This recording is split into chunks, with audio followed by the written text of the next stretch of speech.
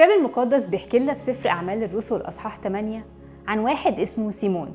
سيمون كان ساحر كبير في السامرة، وكان ليه نفوذ وسلطان كبير على شعب السامرة اللي كان قادر يأسرهم من أكبرهم لأصغرهم لمدة طويلة بسبب استخدامه للسحر، للدرجة اللي خلت شعب السامرة مش بس يتبعوه، لكن كانوا مسمينه قوة الله العظيمة.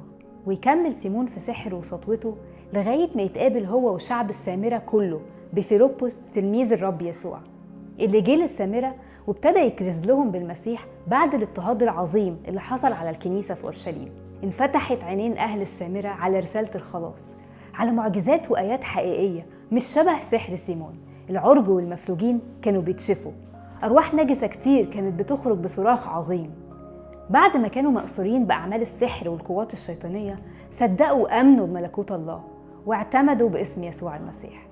الكتاب بيقول لنا إنه كان فرح عظيم في تلك المدينة. وهنا بنلاقي إن سيمون نفسه آمن واعتمد، وابتدى كمان يتبع فيلبس ويلازمه، وعينه طول الوقت كانت على الآيات والمعجزات اللي الرب بيعملها على ايدين فيلبس.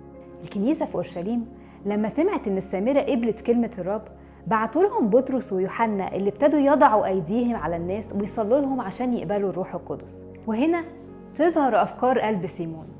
سيمون أول ما شاف إنه بوضع إيدين الرسل يعطى الروح القدس، راح مطلع دراهم وقال لهم ادوني من السلطان ده، أنا عايز أي حد أحط إيدي عليه يقبل الروح القدس. فهمت غلط يا سيمون، الروح القدس شخص الله، ما يتقارنش بأعمال السحر والضلمة اللي كنت بتعملها.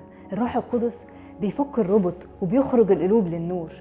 الآيات والمعجزات اللي انت بتجري وراها دي بسلطان من الله وحده عشان هو يتمجد. عطية الله ما بتشتريهاش الفلوس. بطرس شاور لسيمون عن المشكلة الحقيقية وقال له قلبك ليس مستقيما أمام الله، قلبك لسه مليان بحب السيطرة والتملك، حتى لو اللي عايز تملكه ده هو موهبة الله نفسه. وراح قال له الكلمات القاسية دي: لتكن فضتك معك للهلاك يا سيمون. حتى لما بطرس طلب منه انه يتوب عشان يتغير فكر قلبه الشرير، رفض وقال لهم اطلبوا انتم من الرب لأجلي عشان بس ما يحصليش الحاجات اللي قلتولي عليها.